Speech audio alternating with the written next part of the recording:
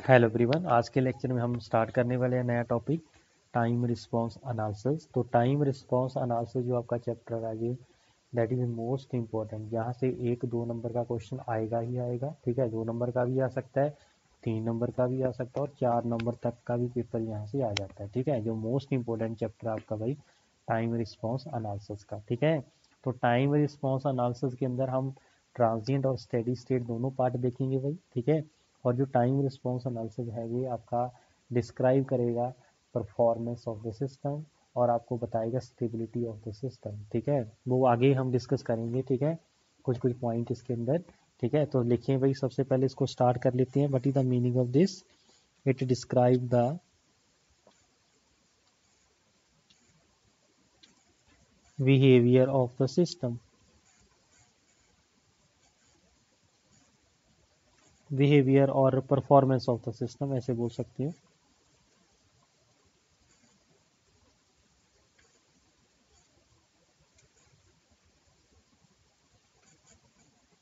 ठीक है।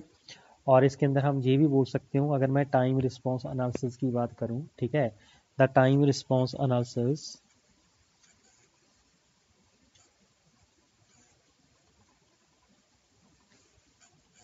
is defined as analysis on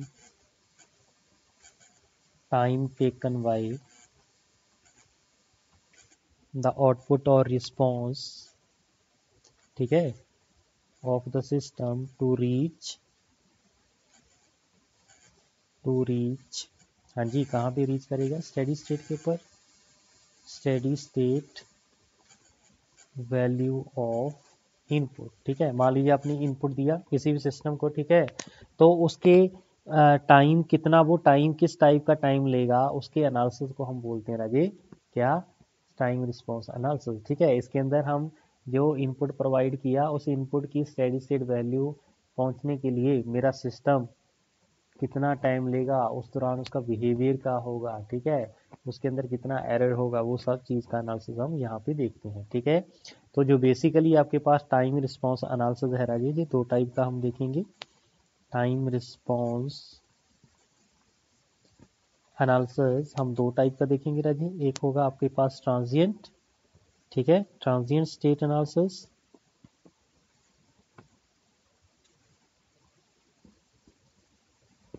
दूसरा हम देखेंगे राजेश आपके पास, हाँ जी, कौन सा? स्टेडी स्टेट, है ना, स्टेडी स्टेट एनालिसिस, ठीक है। बोलो ओके हुआ? जो आपके पास ट्रांजिएंट स्टेट एनालिसिस होगा जी, ये डील करेगा नेचर ऑफ द रिस्पॉन्स, ठीक है। तो लिखिए ट्रांजिएंट में के अंदर लिख लेना भाई, it deals with the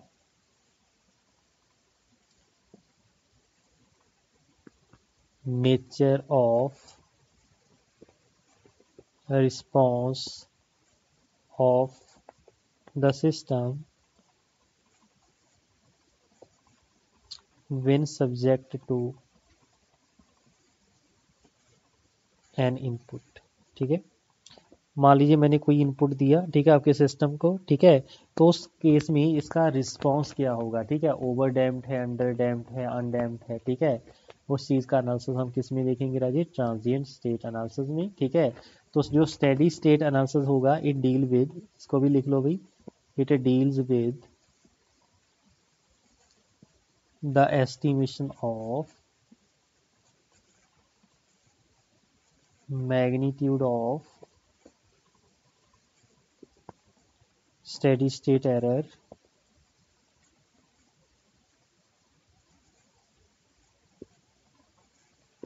between input and output, ठीक है। तो ये भाई आपका कौन बताएगा राजी? बोलो, आपका रिस्पांस बताएगा, ठीक है, कौन? स्टेडी स्टेट एनालिसिस, ठीक है।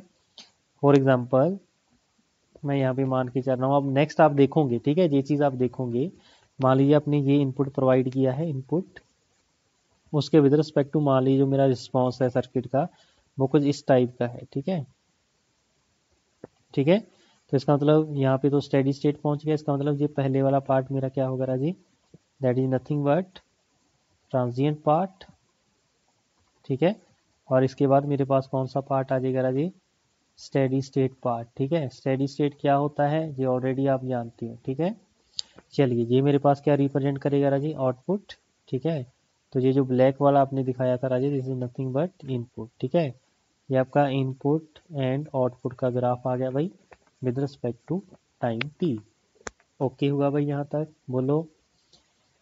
और लास्ट में ये जो आपके पास गैप आ रहा है, ठीक है, लास्ट में आप देख सकते हो राजे, जो जो गैप है आपके पास, ये गैप को क्या बोलेंगे राजे, स्टेडी स्टेट एरर बोलेंगे, ठीक है। यहाँ पे आप देख सकते हो ना, यहाँ पे तो दोनों मैच करेंगे ना, इनपुट और आउटपुट आपकी बिल्कुल मैच करेगी, इट्स मीन दोनों का डिफरेंस क्या होगा राजे, 0 आ रहा है इस केस में, ठीक है। तो जो एरर होगी आपके अंदर वो क्या होगी, इनपुट माइनस आउटपुट, ठीक है। अगर मैं ई ऑफ टी लिखूं तो इनपुट को हम आर ऑफ टी बोलते हैं ना जी, जो आउटपुट होती है ना जी इसको हम क्या बोलेंगे, सी ऑफ टी बोलते हैं, ठीक है। ऑलरेडी ये चीज़ हम जानते हैं, ठीक है, बोलो जानते हैं कि नहीं जानते, बिल्कुल जानते हैं सर, ठीक है। तो फिर घबराने की क्या जरूरत है भाई, आप तो बोला करो भाई सर हम नहीं घबराते, ठीक है, एग्जाम पास में आ रहा है, ठीक है।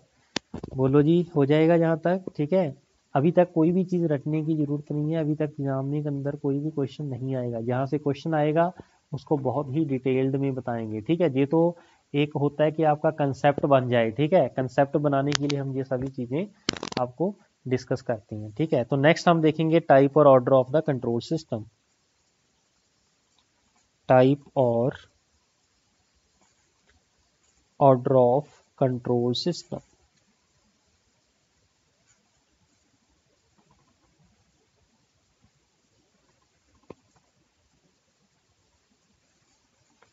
तो ये इंपॉर्टेंट टर्म है भाई आपके पास। तो सबसे पहले हम टाइप देख लेते हैं ना जी, टाइप का क्या मीनिंग होता है, ठीक है। हाँ जी, तो आपके भाई जो भी ट्रांसफर फंक्शन आपके पास गिवन होता है, ठीक है, वो रिप्रेजेंट करेगा आपका, उसकी कुछ ना कुछ टाइप और कुछ ना कुछ ऑर्डर होगा, ठीक है। बोलो जी, ट्रांसफर फंक्शन किसी भी कंट्रोल सिस्टम को रिप्रेजेंट करेगा कि नहीं करेगा, इस चीज़ को अगर लिखना चाहते हैं तो लिख लो भाई, every transfer function representing a control system which have certain type and order, ठीक है। तो देख लेते हैं भी कैसे हमने इसका निकालना है, ठीक है। लेकिन जो स्टेडी स्टेट रिस्पांस एनालिसिस हम करते हैं ना, वो डिपेंड आपका करता है जी टाइप ऑफ का सिस्टम, और जो ट्रांजिएंट स्टेट एनालिसिस है वो डिपेंड करता है जी आपका ऑर्डर ऑफ द सिस्टम। ये चीज़ें भी आप भाई लिख लो, ठीक है, सो दैट आपको फ्यूचर में काम आए, ठीक है। The steady state response, the steady state response, ठीक है, टाइम रिस्पॉन्स के दो पार्ट होते हैं ना, स्टेडी स्टेट और ट्रांजिएंट, ठीक है। तो उसमें से जो स्टेडी स्टेट एनालिसिस है वो डिपेंड करेगा राजी, depends upon the type of control system, ठीक है, कंट्रोल सिस्टम की टाइप पे वो डिपेंड करेगा, ठीक है। और जो आपके पास ट्रांजिएंट स्टेट एनालिसिस है वो किसके ऊपर डिपेंड करेगा राजी, the transient state response analysis depends upon the, हाँ जी, order of the control system. Order of control system means आपके ट्रांसफर फंक्शन का, ठीक है। आप देखते हैं हाउ टू कैलकुलेट टाइप, ठीक है। तो सबसे पहले टाइप देख लें राजी, ठीक है। तो टाइप भाई हम बार बार टर्म इसके अंदर यूज करेंगे तो आपको पता होना चाहिए, ठीक है। हाँ जी, तो लिखिए the type of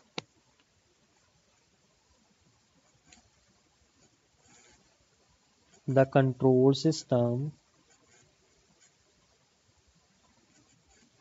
is obtained from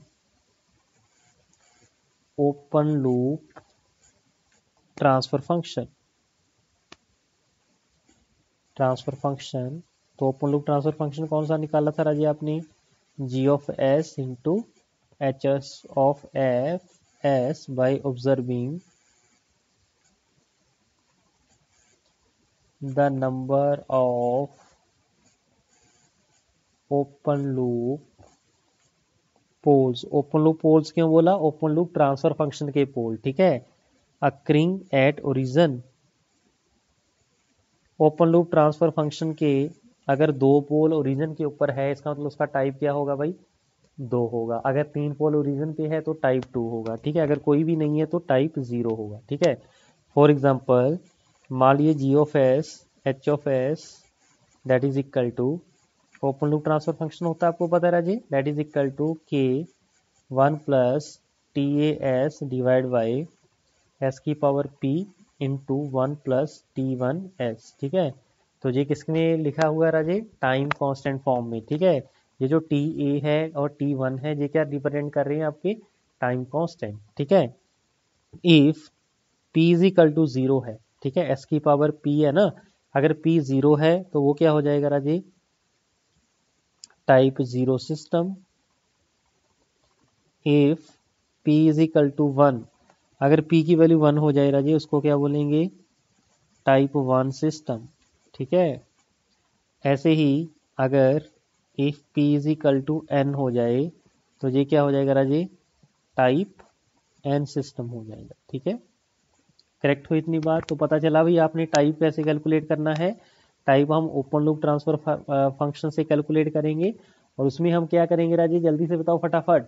उसके अंदर जो ओरिजिन के ऊपर जितने पोल होंगे उतना उसका क्या होगा? टाइप होगा, ठीक है। आगे ऑर्डर देख लेते हैं, हाउ टू कैलकुलेट ऑर्डर। तो ऑर्डर हम कैलकुलेट करेंगे राजी क्लोज लूप ट्रांसफर फंक्शन से, ठीक है। तो देखिए कैसे, the order of control system is obtained from close loop transfer function, ठीक है। क्लोज लूप ट्रांसफर फंक्शन क्या होता है राजी? अगर मैं यूनिटी फीडबैक की बात करूं, या आप नॉर्मली बात कर लीजिए, यूनिटी की अगर नहीं भी कर रहा हूं, तो जी S divide by one plus G S H S होता है, ठीक है। बोलो। तो इसकी जो करेक्टरिस्टिक इक्वेशन होती है राजी, करेक्टरिस्टिक इक्वेशन क्या होती है? One plus G S H S. ये जो करेक्टरिस्टिक्स इक्वेशन है राजी ये क्या देगी आपके पास? बोलो। क्लोज लूप पोल देगी, क्लोज लूप पोल देगी। क्लोज लूप क्यों बोला मैंने? क्योंकि क्लोज लूप ट्रांसफर फंक्शन है, राइट। तो उसके पोल देगी, ठीक है। तो ये जो करेक्टरिस्टिक इक्वेशन है इसकी जो हाईएस्ट पावर होगी, हाईएस्ट पावर ऑफ, हाँ जी, highest power of S present in characteristics equation, हाँ जी, वही मेरे पास क्या कहलाएगा? Which is the order of control system, ठीक है। वो क्या कहलाएगा Raji? Order of the control system कहलाएगा, ठीक है। तो जो आपके पास करेक्टरिस्टिक इक्वेशन है इसको इक्वल टू जीरो रखने के साथ मेरे पास क्या मिल जाएंगे राजी? क्लोज लूप पोल मिल जाएंगी, ठीक है जी। बोलो ओके हो जाएगा भाई? हाँ जी, हाँ जी ओके है भाई, बिल्कुल ओके है, ठीक है। अगर मैं आपको एग्जांपल बोलूं तो क्या आप उसका ऑर्डर और टाइप बता सकते हैं मुझे? फॉर एग्जांपल मेरे पास ये एक कंट्रोल सिस्टम है जी,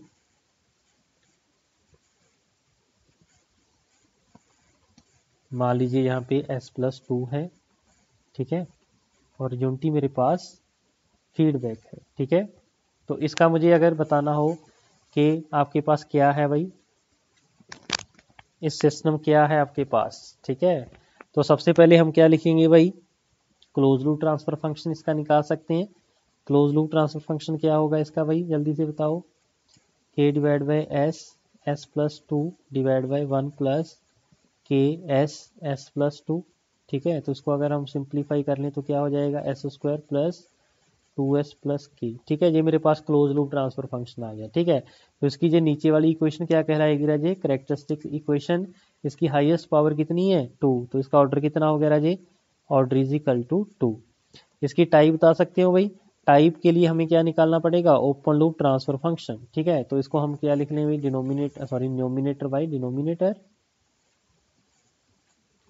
तो ये क्या हो जाएगा, k divide by S square plus 2s plus के माइनस के। ठीक है, ये दोनों कैंसिल हो जाएंगे राजी, तो आपके पास सिंपल जे ही बच जाएगा। ठीक है, और आपको ये भी क्लियर है, जब यूनिटी आपके पास यूनिटी है ना, यहाँ पे फीडबैक एलिमेंट की वैल्यू 1 है, तो इसका मतलब यही मेरे पास क्या कहलाएगा, ओपन लूप ट्रांसफर फंक्शन। ठीक है, और यही आ रहा है आपके पास, एस कॉमन ले लो भाई, एस प्लस 2। ठीक है, तो इसका मतलब इसके नंबर ऑफ पोल ओरिजिन पे कितनी है, 1 है, तो इसका टाइप कितना हो गया राजी, 1।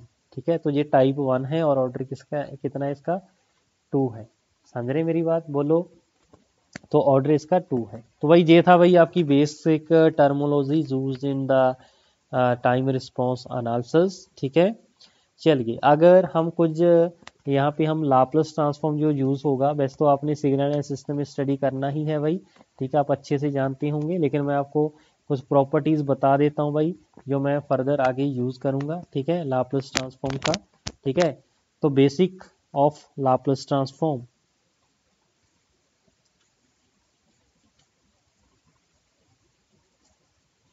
फिर हम स्टार्ट करेंगे, क्योंकि ये पूरे चैप्टर के अंदर मुझे लाप्लास ट्रांसफॉर्म की जरूरत पड़ेगी, इसलिए मैं पहले आपको बता रहा हूँ। ठीक है, मान लीजिए एक्स टी आपके पास गिवन होगा, आपने उसका लाप्लास ट्रांसफॉर्म लिया, तो वो क्या हो जाएगा, एक्स ऑफ एस हो जाएगा। ठीक है, तो इसके अंदर सबसे पहले हम लीनियरिटी प्रॉपर्टी देख लेते हैं राजी।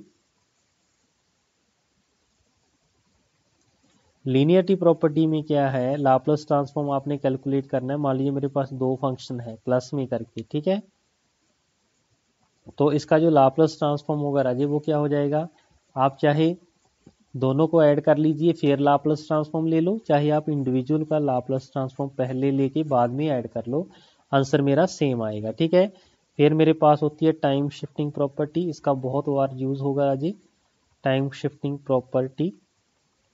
मान लीजिए मेरे पास लाप्लास ट्रांसफॉर्म मुझे कैलकुलेट करना है एक्स टी माइनस ए का। ठीक है, तो ये क्या होता है राजे, e की power minus S into X of S. ठीक है, अगर यहाँ पे माइनस है तो माइनस होगा, अगर यहाँ पे प्लस होता तो यहाँ पे प्लस हो जाता। ठीक है जी, ये चीज़ का ध्यान रखना है भाई। तीसरा आपके पास होती है फ्रीक्वेंसी शिफ्टिंग।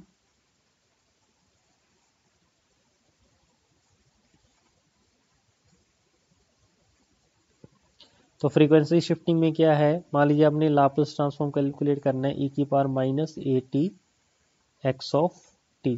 ठीक है, तो ये क्या होगा राजे, हाँ जी बोलो क्या होगा, एक्स एस प्लस ए। ठीक है, अगर माइनस है तो प्लस होगा, अगर प्लस होगा यहाँ पे तो यहाँ पे माइनस होगा। ठीक है, ये चीज़ आपको भाई पता होनी चाहिए। ठीक है, बोलो हो जाएगा। एक हम यूज़ करते हैं राजी टाइम स्केलिंग, इसका भी यूज़ कर लेते हैं भाई। मान लीजिए मुझे लाप्लास ट्रांसफॉर्म कैलकुलेट करना है एक्स ए टी का, वो क्या होगा राजी जल्दी से बताओ। हाँ जी, 1 divide by mod of A x, S की जगह पे हम लिख देंगे एस बाई ए। ठीक है, बोलो ओके हो जाएगा। आगे हम देखेंगे डिफरेंशिएशन इन टाइम डोमेन। ठीक है, सभी आप प्रॉपर्टी जानते हो भाई, मैं जस्ट रिवीजन के लिए आपको बता रहा हूँ। ठीक है, अदरवाइज बताने की यहाँ पे जरूरत मेरे ख्याल से तो नहीं होनी चाहिए थी। ठीक है, लेकिन चलो फिर भी अगर सिग्नल सिस्टम नहीं स्टडी किया है तो उसको स्टडी कर लो भाई। ठीक है, तो डिफरेंशिएशन इन टाइम डोमेन, अगर टाइम डोमेन में आपके पास डेरिवेटिव है, ठीक है, तो उसका लाप्लास आपने कैलकुलेट करना है। ठीक है, इसका मान लीजिए आपने लाप्लास ट्रांसफॉर्म कैलकुलेट करना है, तो ये क्या हो जाएगा भाई, एस की power N into X of S minus S की power N minus one into X zero minus S की power N minus two X dash zero. ठीक है, ऐसे ही चलता जाएगा। ठीक है, चलिए तो सिक्स्थ प्रॉपर्टी मेरे पास आ गई राजे, डिफरेंशिएशन इन फ्रीक्वेंसी। तो फ्रीक्वेंसी में डिफरेंशिएशन कैसे आएगा, हाँ जी, मान लीजिए टाइम डोमेन में मेरे पास टी मल्टीप्लिकेशन आ जाए फंक्शन के साथ, उस केस में हो जाएगा राजे, ये हो जाएगा माइनस वन की power N into nth time of derivative with respect to S. ठीक है, हाँ जी, घबराने की जरूरत है, बिल्कुल भी जरूरत नहीं है। ठीक है, ऐसे ही हमारे पास इंटीग्रेशन की प्रॉपर्टी होती है राजी, इंटीग्रेशन इन टाइम डोमेन। हाँ जी, इसमें क्या है, मान लीजिए मेरे पास लाप्लास ट्रांसफॉर्म है और जो टाइम डोमेन में है ये मान लीजिए मेरे पास इंटीग्रेशन है। ठीक है, तो आपको पता है भाई इंटीग्रेशन का जो होगा लाप्लास ट्रांसफॉर्म एक्स टी का एक्सेस हो जाएगा और इंटीग्रेशन है तो बटे एस लग जाएगा और इनिशियल कंडीशन अगर कोई होगी तो एक्स नॉट बाई एस हो जाएगा। ठीक है जी। ठीक है, अगर मान लीजिए लाप्लास ट्रांसफॉर्म मेरे पास 0 से t है x of T D T, इसका मतलब इसके अंदर कोई भी, हाँ जी ऐसे है ना, माइनस इन्फिनिटी से t है, इसको हम ऐसे लिख सकते हैं ना, माइनस इन्फिनिटी से 0 प्लस 0 से t। तो ये जो फर्स्ट वाला पार्ट आ रहा है ये रिप्रेजेंट करेगा मेरे पास्ट वैल्यूज। ठीक है, इसलिए हमने यहाँ पे पास्ट वैल्यू का यूज किया, राइट। अब यहाँ पे 0 से स्टार्ट हो रहा है, इसका मतलब इसके अंदर पास्ट वैल्यू का तो कोई कंसेप्ट नहीं होगा, तो इसका मतलब एक्स एस वाई एस होगा। ठीक है, that is the meaning of this. ठीक है, ये थ्योरम अभी जो 8 और 9 नंबर पे लिखूंगा ये इंपॉर्टेंट है जी, इसका यूज यहाँ पे बहुत बार होगा, हम करेंगे। ठीक है, इनिशियल वैल्यू थ्योरम, ये सभी के सभी जो थ्योरम है राजे ये आपकी एप्लीकेबल होगी फॉर स्टेबल सिस्टम ओनली। ठीक है, तो as per initial value theorem, initial value theorem ये क्या होगी, limit t tend to 0 x of t in time domain that must be equal to limit s tend to infinite s times of x of s। ठीक है, ऐसी आपके पास आ जाती है Raje final value theorem which is use to calculate the steady state value. ठीक है, आप जिस भी चीज़ की स्टेडी स्टेट वैल्यू निकालना चाहते हो उसके ऊपर आप फाइनल वैल्यू थ्योरम अप्लीकेबल कर सकते हो। तो फाइनल वैल्यू थ्योरम के अकॉर्डिंग क्या है भाई, टी की जगह पे इन्फिनाइट पुट कर दो in case of time domain. अगर मान लीजिए वो मुझे गिवन है एस डोमेन में तो S tend to 0 S into X of S. ठीक है, हाँ जी, तो यहाँ पे एक चीज लिख लो भाई, जो फाइनल वैल्यू थ्योरम है is applicable only for stable system. ठीक है, ये सिर्फ और सिर्फ किस केस में वैलिड है जी, स्टेबल सिस्टम के लिए ये चीज वैलिड है। बोलो कोई दिक्कत कोई कंफ्यूजन राजे, ठीक है हो जाएगा। चलिए अब हम क्या करेंगे, टाइम रिस्पांस एनालिसिस करेंगे for the first order system. ठीक है, तो लिखिए भाई आपका मेन टॉपिक यहाँ से स्टार्ट हो गया भाई टाइम रिस्पांस का। ठीक है, तो टाइम रिस्पांस एनालिसिस बेसिकली जो क्वेश्चन आपको एग्जाम के अंदर आएगा वो सेकंड ऑर्डर सिस्टम के लिए आएगा। ठीक है, तो time response analysis of first order system.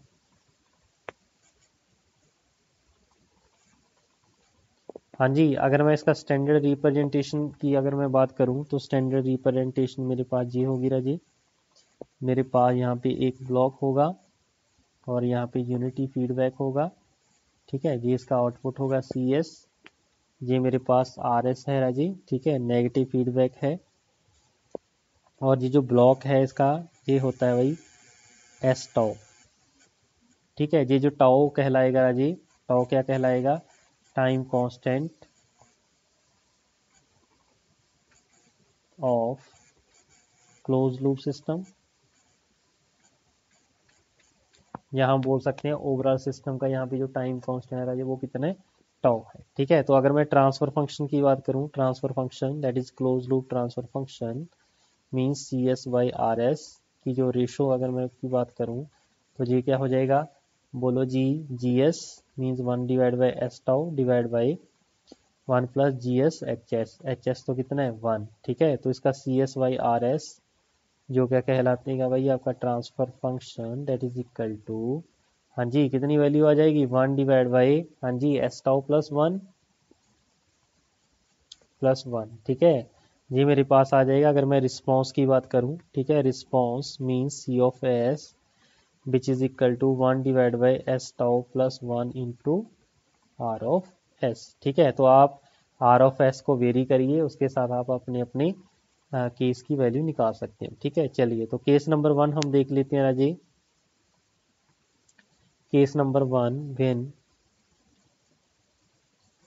Impulse input is applied, impulse input apply किया उस केस में जो सी ऑफ एस होगा राजे वो क्या होगा, इम्पल्स रिस्पॉन्स होगा। क्या होगा, इम्पल्स रिस्पॉन्स होगा। ठीक है, इसका मतलब आर ऑफ टी है जो मेरे पास, उसकी वैल्यू क्या है, डेल्टा ऑफ टी है। ठीक है, तो आर एस इसका क्या हो जाएगा राजी, R S is nothing but 1। ठीक है, तो सी ऑफ एस क्या हो जाएगा, 1 divide by S tau plus 1। ठीक है, यही हो जाएगा भाई, बोलो। हाँ जी, यही हो जाएगा, बिल्कुल सर यही हो जाएगा। ओके, तो यहाँ से टाउ अगर मैं कॉमन निकाल लूँ तो सी एस की वैल्यू क्या होगी, 1 डिवाइड बाई टाउ, तो एस प्लस 1 बाई टाउ। ठीक है, तो ये चीज़ बन जाएगी भाई, बोलो। अगर मैं यहाँ पे टेकिंग इनवर्स लाप्लास ट्रांसफॉर्म ले लूँ तो सी ऑफ टी जो रिस्पॉन्स होगा जी वो क्या होगा, 1 बाई टाउ e की power minus T by tau.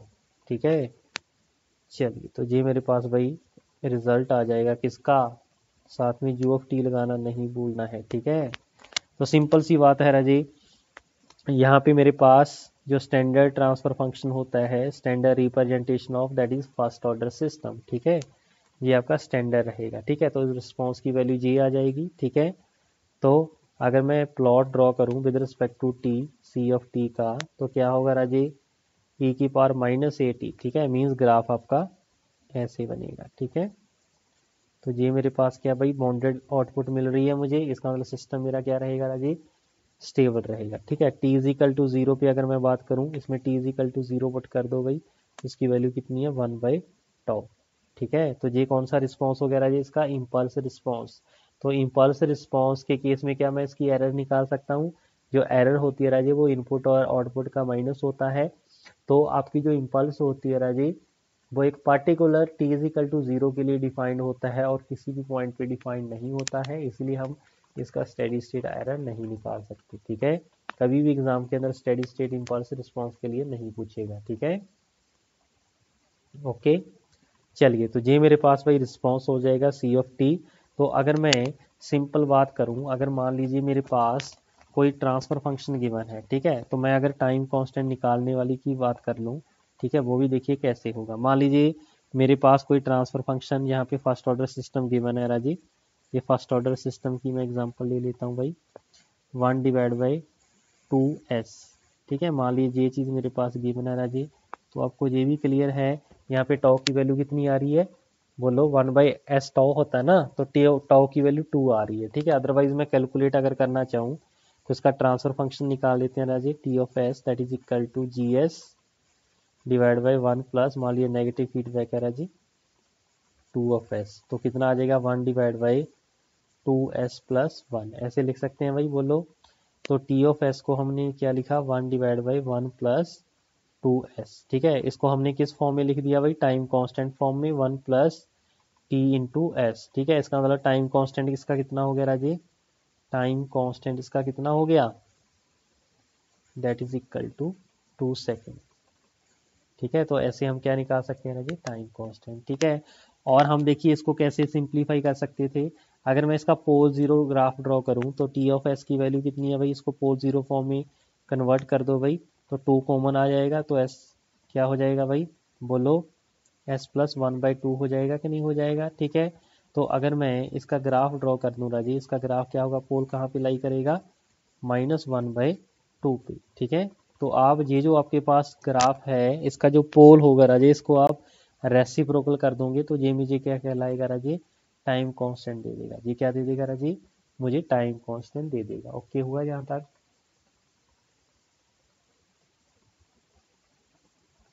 तो ये भैया आपका इंपॉर्टेंट है। ठीक है, तो जो भी पोल है, पोल आपके पास गिवन है, उसका जस्ट रेसिप्रोकल कर दो राजे, वो मुझे क्या दे देगा, टाइम कांस्टेंट दे देगा। ठीक है, फॉर एग्जांपल मान लीजिए मेरे पास दो सिस्टम है, जहाँ मान लीजिए मेरे पास कोई पोल जीरो ग्राफ है, यहाँ पे -3 है। ठीक है, तो अगर मैं इसका टाइम कांस्टेंट पूछूं तो आप बता सकते हैं इसका टाइम कांस्टेंट क्या होगा, tau is equal to 1/3 second. ठीक है, तो आप ऐसे निकाल सकते हो। अदरवाइज दूसरा मेथड कौन सा है आपका टाइम कांस्टेंट निकालने का राजे, या तो आप इस वाले क्वेश्चन से निकाल सकते हो राजे, ये जो टाइम कांस्टेंट फॉर्म है इसके साथ निकाल सकते हो। दूसरा मेथड आपके पास, आप रिस्पांस टी की फॉर्म में निकाल लो, तो ई की पावर माइनस टी बाई टॉ को कंपेयर कर दो, तो एक्सपोनेंशियल फंक्शन की जो वैल्यू है राजी उसके ऊपर से भी मुझे क्या मिल जाएगा, टाइम कांस्टेंट मिल जाएगा। ठीक है, जैसे अभी ये वो टी ऑफ एस आ गया मेरे पास, अगर इसका मैं आपके पास रिस्पॉन्स निकाल दूं, ठीक है, इम्पल्स रिस्पॉन्स मान लीजिए निकाल दूं, तो सी ऑफ टी की वैल्यू अगर मैं बात करूं दैट इज 1/2 ई की पावर माइनस, बोलो 1/2 इंटू टी, ठीक है। तो स्टैंडर्ड इक्वेशन क्या होती है, ई की power minus T by tau. तो इसका मतलब ये जो नीचे वाला पार्ट है 2, ये क्या बताएगा मुझे, टाइम कांस्टेंट बताएगा, ठीक है। हम ऐसे भी कैलकुलेट कर सकते हैं, ठीक है। चलिए, ये मैंने आपको बेसिक बताया टाइम कांस्टेंट का मीनिंग, ठीक है। टाइम कांस्टेंट का अगर मैं मीनिंग की बात करूँगा जी, इसका मीनिंग क्या होता है। टाइम कांस्टेंट, मान लीजिए मेरे पास एक सिस्टम है, एक सिस्टम 1 है राजी, उसका टाइम कांस्टेंट मान लीजिए -2 है। एक सिस्टम और है राजी, उसका टाइम कांस्टेंट मान लीजिए -4 है, ठीक है। तो सिस्टम 2 मेरे पास है, जिस सिस्टम नंबर 1 है, जिस सिस्टम नंबर 2 है। तो इसका मतलब इसका जो टाइम कांस्टेंट टाउ है राजी, वो कितना हो जाएगा, 1/2 सेकेंड मीन 0.5 सेकेंड, ठीक है। और ये सिस्टम 2 है, इसका टाउ कितना है भाई, 1/4 that is equal to 0.25 second. इसका मतलब टाइम कांस्टेंट किसका कम है राजे, ये सिस्टम 2 है, ये सिस्टम 1 है, तो tau 2 is less than tau 1 है, ठीक है। तो जिसका टाइम कांस्टेंट कम है राजे, उसको कम समय लगेगा अपनी स्टेडी स्टेट वैल्यू पे पहुंचने के लिए, ठीक है। इसका मतलब सिस्टम फर्स्ट कौन सा होगा, इसका मतलब फास्टेस्ट सिस्टम कौन सा होगा, फास्टेस्ट सिस्टम कौन सा होगा भाई, बोलो जी, बोलो बोलो।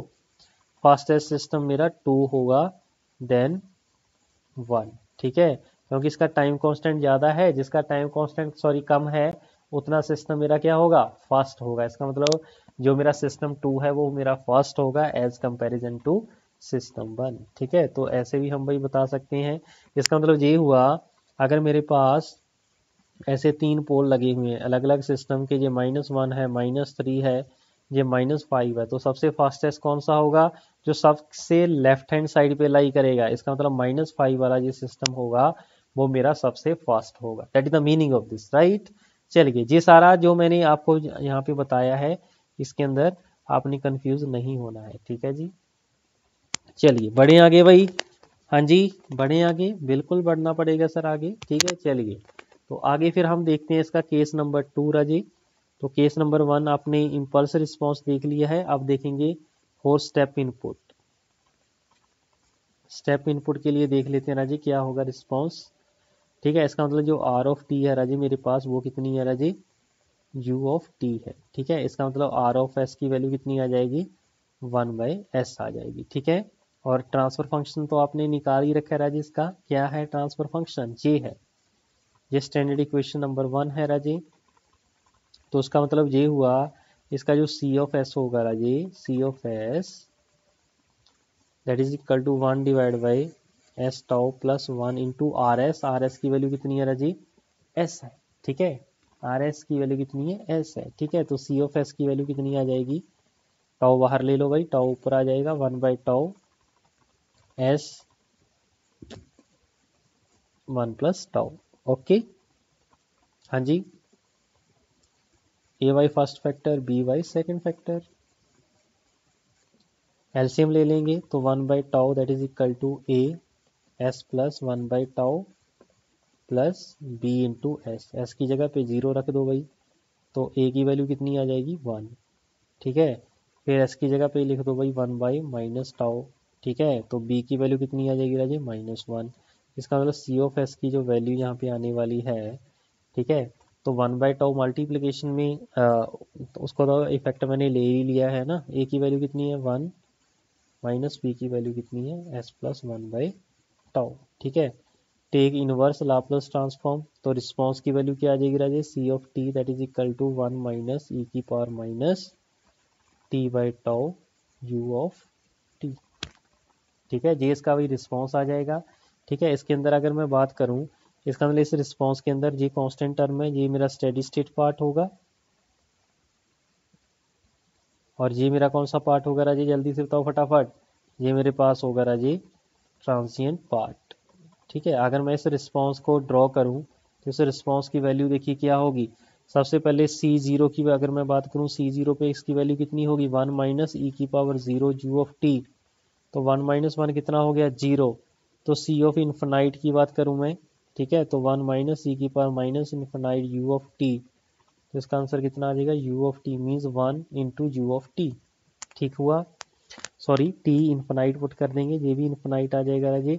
तो u ऑफ इन्फिनाइट कितना होता है, 1 होता है। ठीक है, तो 1 माइनस 0, तो आंसर कितना आ जाएगा 1। ठीक है, इसका मतलब इसकी स्टेडी स्टेट वैल्यू 1 आएगी। और अगर मैं इसके ग्राफ की बात करूं तो ग्राफ इसका कैसा बनेगा Raji, C of T with respect to T. ठीक है, इनपुट आपने कौन सा दिया, इनपुट मैंने स्टेप इनपुट दिया राजी, जिसकी वैल्यू 1 है। ठीक है, अब जिसका जो रिस्पॉन्स होगा राजी वो कैसा होगा, जल्दी से बताओ।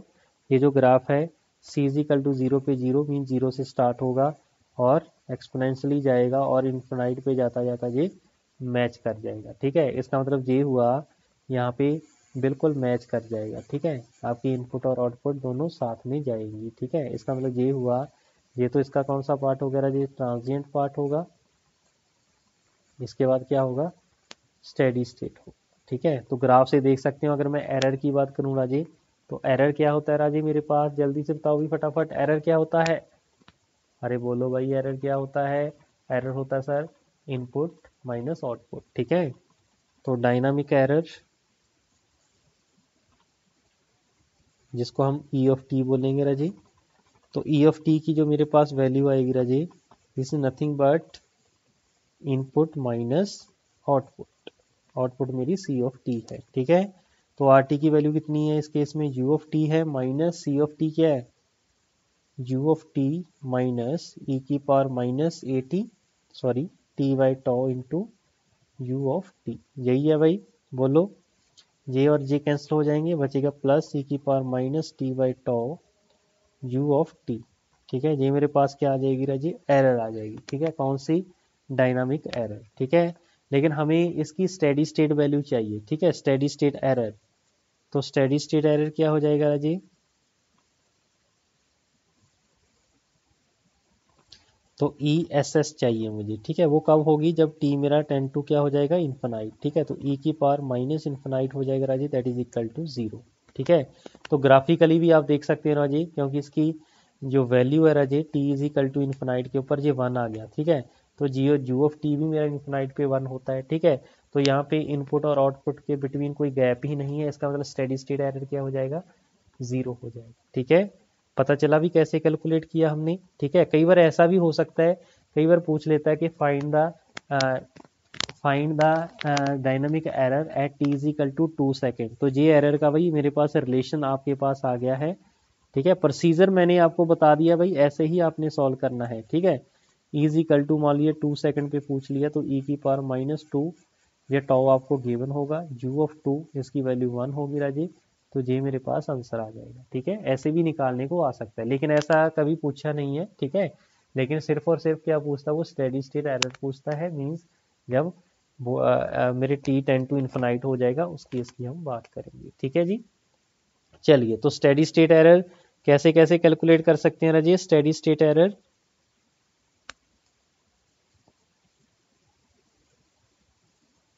एक तो टाइम डोमेन की अगर मैं बात करूं, ठीक है, तो ई एस एस आपने क्या करना है, लिमिट टी 10 टू इन्फिनाइट कर देना है। ठीक है, जो ई टी आपके पास आया है। ठीक है, या फिर आप ऐसा करिए, लिमिट एस 10 टू 0 कर दीजिए into S into E of S कर दीजिए। ई ऑफ एस क्या भाई, आपका लाप्लास ट्रांसफॉर्म है आपके एरर सिग्नल का। ठीक है जी, बोलो हो जाएगा भाई, बोलो जी, बिल्कुल हो जाएगा, वेरी गुड। ठीक है, चलिए, तो जी आपके पास भाई जी ऑफ टी के लिए आ गया आपके पास। अभी हम देख लेते हैं case number 3 for unit ramp, unit ramp signal. ठीक है, जब इनपुट मेरे पास क्या होगी, यूनिट रैंप, इसका मतलब आर ऑफ टी का वैल्यू क्या हो गया राजी, टी यू ऑफ टी हो गया। ठीक है, तो आर ऑफ एस की वैल्यू क्या हो जाएगी, जल्दी से बताओ फटाफट, 1 डिवाइड बाई एस स्क्वायर। तो सी ऑफ एस क्या होगा, फ्रॉम इक्वेशन नंबर 1 से देखो भाई, 1 divide by S tau plus 1 into R S था ना, तो आर एस की जगह पे हम क्या करेंगे राजी, वैल्यू पुट कर देंगे। तो 1 divide by S tau plus 1 into 1 divide by S square. ठीक है, तो टाउ कॉमन ले लो भाई, सी ऑफ एस की वैल्यू क्या आ जाएगी, जल्दी से बताओ फटाफट। तो 1 डिवाइड बाई टाउ, हाँ जी, S plus 1 by tau into S का स्क्वायर, ठीक है, इंटू एस का स्क्वायर, जी आ जाएगा। तो इसके फैक्टर क्या हो जाएगी, A by S plus B by S square C by S plus 1/टाउ, यही बनेंगे भाई फैक्टर इसके, बिल्कुल यही बनेंगे सर। तो जल्दी से भाई इसको करो सॉल्व, एलसीएम ले लेते हैं। तो 1/टाउ that is equal to A into, हाँ जी क्या बचेगा भाई, ए के साथ क्या बचेगा जल्दी से बताओ फटाफट। अरे एलसीएम क्या आ जाएगा इसका, एस स्क्वायर एस प्लस 1/टाउ, ठीक है। तो यहाँ पे बचेगा एस इंटू एस प्लस 1/टाउ, प्लस बी के साथ क्या आएगा, एस प्लस 1/टाउ, सी के साथ क्या आ जाएगा, एस का स्क्वायर, ठीक है। तो एस की वैल्यू 0 पुट करो, जे जीरो, यहाँ से बी मिल जाएगा, बी की वैल्यू कितनी आ जाएगी 1, फिर हम एस की वैल्यू पुट कर देंगे -1/टाउ, तो जे जीरो, ठीक है। -1/टाउ का मतलब क्या हो जाएगा, हाँ जी एस का स्क्वायर है ना, तो एस स्क्वायर का मतलब क्या हुआ, 1/टाउ का स्क्वायर, ठीक है। तो सी की वैल्यू कितनी हो जाएगी 1/टाउ, ठीक है। अब हमें वैल्यू ए की चाहिए, तो कंपेयर द कोफिशिएंट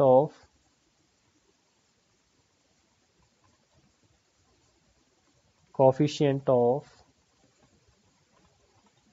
हाँ जी एस स्क्वायर, ठीक है। तो आप देख सकते हो यहाँ पे लेफ्ट हैंड साइड कोई भी एस स्क्वायर नहीं है, तो 0, जब हम मल्टीप्लाई करेंगे ए एस स्क्वायर बन जाएगा ना, तो यहाँ पे ए आ गया कोफिशिएंट ए का, इधर कोई एस स्क्वायर नहीं है, इधर सी है प्लस सी, तो ए की वैल्यू कितनी आ गई -सी, दैट इज इक्वल टू -1/टाउ, ठीक है। तो सभी वैल्यूज आ गई राजे, इसमें हम पुट कर देंगे, ठीक है। तो मेरा जो रिस्पॉन्स होगा C of S that is equal to, हाँ जी कितना आ रहा है, ए की वैल्यू कितनी है -1/टाउ डिवाइड बाई एस, बी की वैल्यू कितनी है 1 divide by S square, plus C की वैल्यू कितनी है 1/टाउ एस प्लस 1/टाउ, ठीक है। तो जे भाई मेरे पास रिस्पॉन्स आ जाएगा सिस्टम का, ठीक है।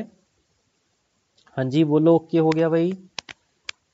अरे हमने कहीं पे गड़बड़ तो नहीं कर दी भाई, बिल्कुल भाई गड़बड़ कर दी है। यहाँ से देखो सी वाले पार्ट के अंदर, सी वाले पार्ट के अंदर देखो 1/टाउ इक्वल टू 1/टाउ का स्क्वायर इंटू सी, ठीक है। तो टाउ के साथ टाउ कैंसिल हो गया, तो सी की वैल्यू यहाँ पे टाउ आनी थी भाई, ठीक है। तो ए की वैल्यू क्या आ जाएगी -टाउ, ये करेक्ट कर लो भाई जल्दी से, ये -टाउ है, सी क्या है टाउ है, ठीक है। तो ये मेरे पास भाई आ जाएगा, ठीक है। तो by using inverse transform, Laplace transform, तो सी ऑफ टी की वैल्यू क्या आ जाएगी Raji, C of T that is equal to, हाँ जी टाउ प्लस टी, ठीक है, प्लस ई की पावर माइनस, टाउ तो है ही है, ई की पावर माइनस, बोलो जी t/टाउ, साथ में क्या आ जाएगा u ऑफ t आ जाएगा, ठीक है जी। बोलो ओके हो जाएगा। तो इसको हम ऐसे भी लिख सकते हैं t, यहाँ पे भाई माइनस था मेरे पास, यहाँ पे माइनस था ना, तो यहाँ पे हम क्या लिखेंगे माइनस लिखेंगे, ठीक है जी। चलिए तो माइनस कॉमन निकाल लेते हैं, टाउ कॉमन निकाल लो भाई, तो क्या बचेगा 1 माइनस ई की पावर माइनस t/टाउ u ऑफ t, तो ये मेरे पास भाई रिस्पॉन्स आ जाएगा, ठीक है, सी ऑफ टी। तो सी ऑफ टी की अगर मैं बात करूं, सी ऑफ जीरो की वैल्यू हम निकालें, ये सी ऑफ टी आ गया जी, तो ये कितना होगा 0 माइनस टाउ 1 माइनस ई की पावर 0, तो इसका आंसर 0 आ जाएगा। और सी की पावर इन्फिनाइट की बात करूं, तो सी की पावर इन्फिनाइट क्या होगा, इन्फिनाइट माइनस, हाँ जी इनफाइनाइट होगा, ठीक है, इनफाइनाइट होगा। इसका मतलब अगर मैं एरर की बात करूं, चलिए एरर की बात कर लेते हैं ना जी, E of T that is equal to क्या होगा भाई R T minus C of T, होगा कि नहीं होगा, बिल्कुल होगा सर। आर टी की वैल्यू कितनी है T into U of T है, माइनस सी टी की वैल्यू निकाल दो भाई, T into U of T minus minus plus tau 1 minus E की पावर माइनस t/टॉ इंटू यू ऑफ टी, ठीक है। ये टर्म अपनी कैंसिल हो जाएगी, तो एरर जो मेरे पास आने वाला है Rajiv that is equal to, हाँ जी एरर कितना आ जाएगा इस केस में, बोलो जी कितना एरर आ रहा है आपका, हाँ जी कितना एरर आ रहा है, अरे भाई कैलकुलेट करके दिखा दो यार, ठीक है। टाउ 1 माइनस ई की power minus T by tau into zoo of T. ये मेरे पास राजी एरर आ जाएगा, ठीक है। बोलो आ जाएगा कि नहीं आ जाएगा? बिल्कुल आ जाएगा, ठीक है। तो ये मेरे पास एरर का फंक्शन हो गया। अगर मैं स्टेडी स्टेट एरर की बात करूं, स्टेडी स्टेट एरर वो कैसे निकलेगा राजी?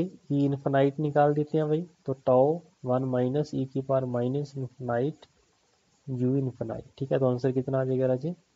टाउ, ठीक है। तो स्टेडी स्टेट एरर आप निकाल सकते हो भाई, E infinite this is nothing but steady state error that is equal to tau. इसका मतलब क्या हुआ? हाँ जी, सिग्नल कौन सा है राजी आपका? रैंप सिग्नल है, ऐसा रैंप सिग्नल है। इसका मतलब ये हुआ जो आपकी आउटपुट होगी राजे, तो आउटपुट जो भी होगी उसका जो इनपुट सॉरी स्टेडी स्टेट के ऊपर गैप होगा इनपुट और आउटपुट का। ये इनपुट है राजे जी, मान लीजिए मेरा आउटपुट का ग्राफ है। ये जो गैप रहेगा राजे थ्रू आउट द लेंथ, ये मेरा सॉरी टाउ रहेगा, ठीक है। That is nothing but tau, ठीक है। अगर कोई पूछ ले कि यूनिट स्टेप यूनिट रैंप आपने इनपुट दिया है, तो what is the value of error, तो आपके पास फंक्शन गिवन होगा राजी 1 डिवाइड बाई 2s, ठीक है। तो ये जो 2 है राजी यही टॉ को डिफाइन कर रहे हैं, तो यही मेरे पास क्या होगा राजी? स्टेडी स्टेट एरर होगा in case off ramp signal, ठीक है। ऐसे ही भाई हम पैराबोला सिग्नल के लिए निकाल देंगे, ठीक है। तो बस आपको पता होना चाहिए जो चीज़ हम यहाँ पे बताना चाह रहे हैं भाई, ठीक है। तो ये था भाई आपका analysis of first order system, ठीक है। तो उसके अकॉर्डिंगली आपने रिस्पॉन्स देख लिया भाई, तो इसका ग्राफ कैसे कैसे बन सकेगा, ठीक है। तो ये था भाई आपके पास फर्स्ट ऑर्डर सिस्टम, जिसके ऊपर क्वेश्चन आ भी सकता है, ठीक है। लेकिन जो मोस्टली आपके जो क्वेश्चन बनेंगे ना वो सेकंड ऑर्डर सिस्टम के ऊपर बनेंगे, ठीक है। चलिए, तो इस लेक्चर में बस इतनी था। नेक्स्ट लेक्चर में फिर देखेंगे सेकंड ऑर्डर सिस्टम। ओके, तो मिलते हैं नेक्स्ट लेक्चर में। Thank you.